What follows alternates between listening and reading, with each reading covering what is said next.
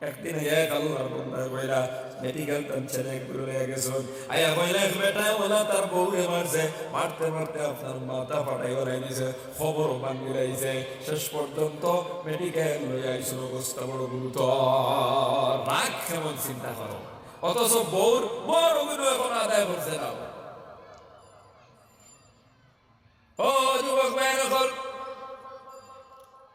আপনি হালকা হিসাবে শাসন করতে পারেন ছোট্ট ভাই যদি সামান্য আপনার হালকা হিসাবে একটা শাসন দিবা 2-4 দিন শাসন করার পর যদি কোনো পরিবর্তন হয় না ওই শাসনটা কিন্তু আপনি লাঠি দিয়ে করলে হবে না কিলার ঘুষি দিয়ে করলে হবে না আমার নবী ফরমান এমন ভাবে শাসন করো যাতে হাতের মধ্যে ফুরিত না ফাটিত না আপনার শরীরের মধ্যে কোনো ক্ষত বিক্ষত হইত না আপনার শরীর ফুরিত না শরীরের মধ্যে ফাটিত না এমন ভাবে আপনি সাময়িক হিসাবে একটা শাসন করো আপনার স্ত্রী দেখো আপনার স্ত্রী পরিবর্তন হয়নি বলে না না কোনো পরিবর্তন নাই ও যুবক ভাইয়া তখন আপনি তালাক দিতে পারতাই না আল্লাহ ফরমায় তার 4 নম্বর তরতিব তুমি গ্রহণ করো ফাবাসু হাকামান মিন আহলি ওয়া হাকামান মিন আহলিহা তোমার পক্ষ থেকে 2 একজন মুরব্বি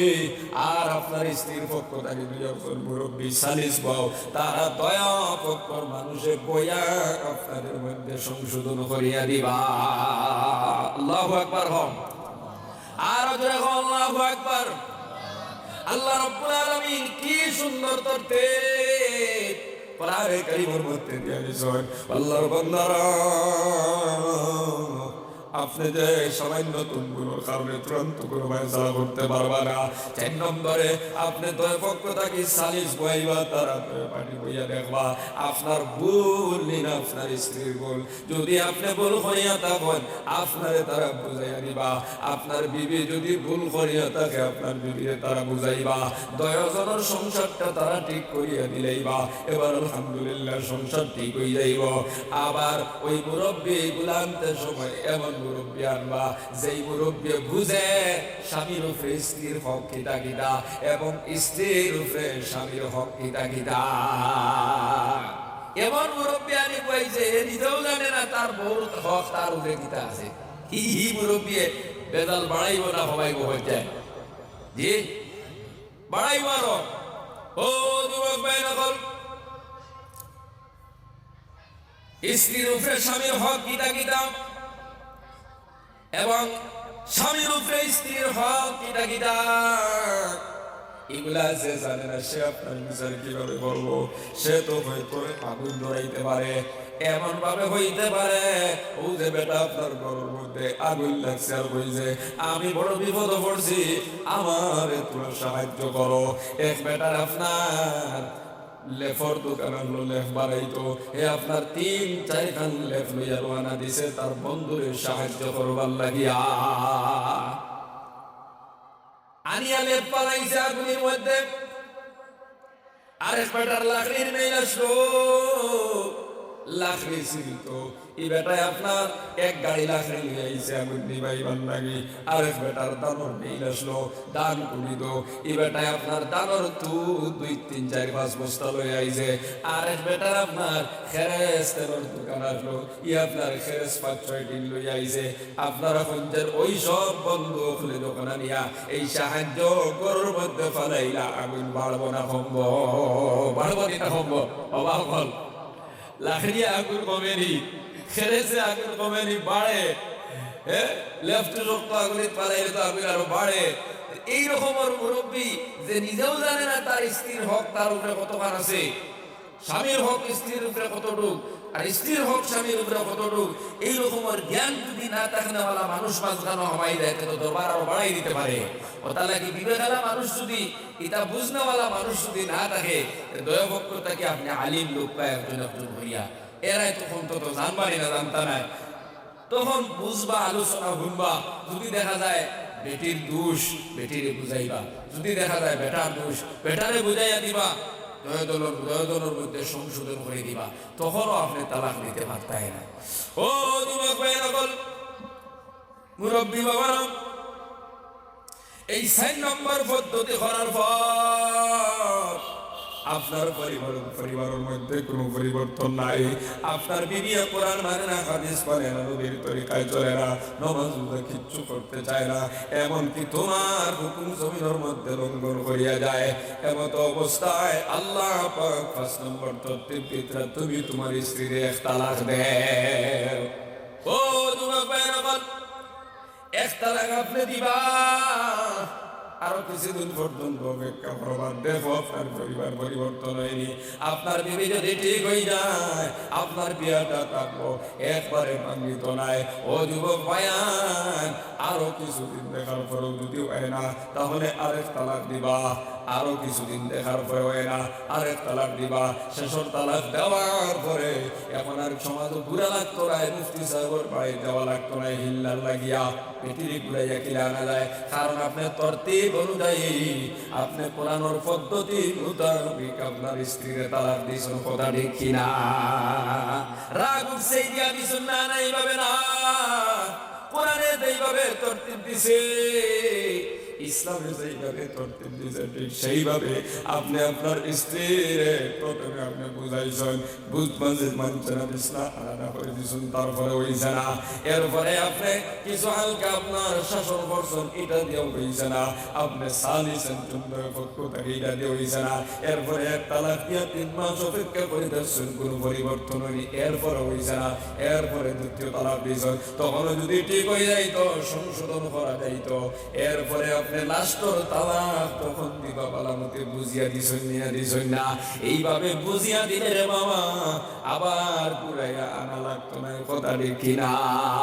আজকে আমরা সমাজের ভিতরে এমন কিছু মানুষ আছে যারা আপনার বুঝার কোনো চেষ্টা করে না, সামান্যতম ভুল করলেই, সীমা লঙ্ঘন করলে লগে লগে তালাক দিয়া দেয়। মানুষ জমিনের মধ্যে ভুল করব, আপনার কাছে ক্ষমা করার গুণ থাকতো, আল্লাহ ফরমাইতে আমার ভক্তকে ইমানদার ৫০১টা গুণ হইল, সমাজের কোনো মানুষে আপনার ভুল করলে ক্ষমা করে দিতে পারে, সুবহানাল্লাহ। ও যুবক ভাইরা, বলতেছিলাম স্ত্রী তোমার উপরে প্রথম হক হইল তাহার মোহর আদায় করে দেওয়া। তুমি যদি তোমার বিবির মোহর আদায় করে দাও না, আর এখন তোর উপরে যদি কোনো কৌশল অবলম্বন করো, তাহলে আপনি জানা রাখবা কিয়ামতের দিন আপনি আটকে যাইবাই। অনেক মানুষ আছে দেখবা, বেটা আপনার মরিজার একবার দুর্বল হয়ে গেছে, গাওয়ার কিছু বেটিন জমিয়া ও বাড়ির বেটি রেখুন, ও আল্লাহর বন্দে তোমার স্বামী মারা যাইতা, বহর গুণটা ক্ষমা করে দিলাম, এইভাবে সারা দুনিয়ার বাঞ্ছায়া ক্ষমা করাইতে চাইলে ক্ষমা হবে না, আল্লাহর বন্দে নিজের ইজ্জত থেকে ক্ষমা করে দেয়, এটা আলাদা জিনিস, আর নাইলে ক্ষমা হবে না। কিন্তু মরজিল মৌতর সময় অনেক বেটাইন তোর পরিবার অকল দিয়ে আপনার মর মাফ করানি হইলে দেখছেন না, মুরব্বী হইলা গুণা আছে না, ঘটনা বেটার দম যার না আটকি রইছে, বেটিরে খাওয়াই দেব, মর গুণটা মাফ করে দিলাম। ও যুবক ভাইরা, প্রত্যেকে মোহর আদায় করার চেষ্টা করবা, পারলেই তো নগদ দিয়া দেও, আর পারছো না এখন তো ফুন্ডা হয়ে গেছো, মোহর গুণটা কেমনে আদায় করা যায়, ও চিন্তা ঢুকাও ভিতরে, নাইলে কিয়ামতের দিন আপনি বিপদের মধ্যে পড়বা। কাল কিয়ামতের দিন আপনার বিরুদ্ধে আপনার স্ত্রী মামলা করব, ও মালিক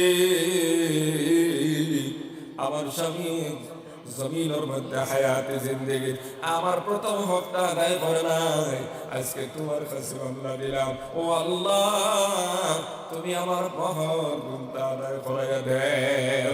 আল্লাহ তো ইনসাফের পাল্লা কায়েম করবা। আল্লাহ ডাক দিয়া কইবা, আব্দুল্লাহ তোমার স্ত্রীর মোহর কত আসলো? বলে 2 লাখ টাকা। বলে তুমি তোমার স্ত্রীর মোহর আদায় করে দাও। আল্লাহর বান্দা ডাক দিয়া কইবা, মালিক মোহর তো 2 লাখ টাকা আসলো, ইনু কিয়ামতের ময়দানে 2 লাখ টাকা আমার কাছে নাই, আমি খান থাকি আমার স্ত্রীর মোহর আদায় করে দিতাম। আল্লাহ কইবা, আব্দুল্লাহ এখানে টাকার কোনো লেনদেন নাই, 2 লাখ টাকার বিনিময়ে তুমি নেকি তোমার স্ত্রীরে দিয়া দাও। ও যুবক ভাইয়া, দুনিয়ার হায়াতে জিন্দেগি মোহরটা আদায় করলায় না, তোমার স্ত্রীও ক্ষমা করে দিল না, কিয়ামতের দিন স্ত্রী তোমার বিরুদ্ধে মামলা করব, আর তুমি মোহরের বিনিময়, মোহরের টাকার বিনিময়ে আল্লাহর দরবারে নেকি পেশ করা লাগবো। এবার আল্লাহর বান্দায় তাকায়া দেখে 2 লাখ টাকার নেকি তো তার কাছে নাই। আল্লাহ ফরমাইবা দেখুন নেকি আছে গুণ দেও, আর বাকিটা গুণ ঋণ রইছে গুণ তোর বদলা তোমার স্ত্রীর গুনাহ তুমি আনো। ও যুবক ভাই, শুধু একটা মোহরের কারণে কিয়ামতের দিন তোমার ঠিকানা জাহান্নাম হয়ে যেতে পারে। এই জন্য প্রত্যেকে নিজের স্ত্রী হলো এই প্রথম অধিকারটা আপনি আদায় করে দেওয়ার চেষ্টা করুন ইনশাআল্লাহ। আমরা প্রত্যেকে স্ত্রী হলোর মোহর গুনতে আদায় করে দেওয়ার চেষ্টা করবো ইনশাআল্লাহ। আদরে হোক ইনশাআল্লাহ। যারা বিয়া শাদী করছেন না, আপনারা কিন্তু করতে সময় দিলেই বা ইনশাআল্লাহ। আর যারা করিলাইছ এরা আদায় করার চেষ্টা করবা। আর মুরব্বী কিছু যারা দিছ না, কোনো কৌশল অবলম্বন করিও না, নাই বিপদ পড়বায়। যে কোনো হালতে ওইটা আদায় করার চেষ্টা করিও ইনশাআল্লাহ। তো স্ত্রীর প্রথম হক হইল, প্রথম অধিকার হইল স্বামীর উপরে মোহর গুণ লইলেই তো দিবে। তোমার কর্তব্য হইল তুমি মোহর গুণ আদায় করে দিতাই। ও যুবক ভাই, এখন 2 নম্বরে তুমি তোমার স্ত্রীর খোরাকির ব্যবস্থা করে দিবা। অনেক বেটাইন সমাজের ভিতরে আছো যারা তারার বউরে খাবার হইলে ব্যবসা বাণিজ্য কর, রুজি করিয়া গরব হইয়া হইয়া খাইতো নাউযুবিল্লাহ। অথচ ইসলামের বিধান হইল সারা জীবন উপার্জন করবা তুমি, বুক করবো তোমার স্ত্রী, তোমার উপরে ফরজ হইল তোমার স্ত্রীর খোরাকির ব্যবস্থা করা পর্যন্ত করিয়া দিবা। ও যুবক ভাই, এরপরে কইতে আপনি ঘরের ব্যবস্থা করে দিবা, পোশাকের ব্যবস্থা করে দিবা, সারা জীবন শরীয়ত মোতাবেক চলার, হালাল পথে চলার ব্যবস্থা করি আপনি সারা জীবন দেওয়া রাখবো। আল্লাহর বান্দারা, এই হকগুলা যখন আপনি আপনার স্ত্রীর আদায় করে দিবা, এবার স্ত্রীর উপরে কর্তব্য হইল স্ত্রীও তার স্বামীর হক আদায় করত। স্ত্রীর উপরে স্বামীর প্রথম হক হইল স্ত্রী তার স্বামীর গরু জিন্দেগি কাটাইত, গর করিয়া যাইত। আল্লাহর বান্দারা, তোমার স্বামীর প্রথম হকটা হইল তুমি তোমার জিন্দেগি কান্তা গরুর মধ্যে কাটাইয়া যাইবা।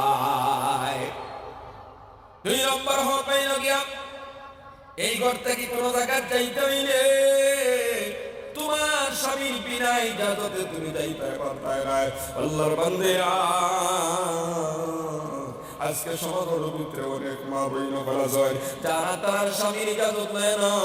চাচা তো ভাইয়ের বাড়ি যায়নি, মামা তো ভাইয়ের বাড়ি যায়নি, কোনো শাশুর মধ্যে যায় গিয়া। অথচ ইসলামের বিধান হইল তোমার উপরে তোমার স্বামীর দ্বিতীয় হক হইল তুমি এই ঘরটাকে বাইর হইতে হইলে তোমার স্বামীর ইজাজত নিয়ে বাইর হইবা। ও মা বোনা, 3 নম্বর, তোমার স্বামী না থাকা অবস্থা তোমার স্বামীর প্রত্যেকটা মাল মাতার হেফাজত করবা, দেখভাল করবা, বাড়িও খানোর দেখভাল করবা। এটা তোমার উপরে কর্তব্য, এটা তোমার স্বামীর অধিকার। তার মালের হেফাজত করবা, ঘরের হেফাজত করবা। সে না থাকা অবস্থা সব কিছুর দায়িত্ব থাকবে তোমার উপরে। আল্লাহর বান্দারা, তোমার স্বামীর 4 নম্বর হক তোমার উপরে, তোমার স্বামীর সন্তান তুমি তোমার গর্ভে ধারণ করবা। 5 নম্বর হইলে সন্তান নিজের হাতে খাইতে পারে, নিজের পায়ে চলতে পারে, কতটুক পরিমাণ বয়স হওয়া পর্যন্ত দেখভাল করবা, তারে ইসলামী শিক্ষা দিবা, দিনের শিক্ষা দিবা। মোটামুটি 10 বছর পর্যন্ত আপনি মায়ের দেখভাল করবা, তার দিনের লাইনে শিক্ষা দিবা। এটা তোমার স্বামীর হক, তুমি তোমার আদায় করা লাগবে। ও মুসলমান আল্লাহর বান্দারা, পর্দা নিশির মা বোনেরা, আজকে সমাজের প্রত্যেকটা মা যদি, প্রত্যেকটা স্ত্রী যদি, প্রত্যেকটা নারী যদি তার স্বামীর হক আদায় করে দিত, প্রত্যেকটা স্বামী যদি তার স্ত্রীর হক আদায় করে দিত, এই সমাজের ভিতরে শান্তি প্রতিষ্ঠিত হয়ে যাইত। দরবার লাগতো না, খাজিয়া লাগতো না, মহব্বত আর ভালোবাসা থাকতো।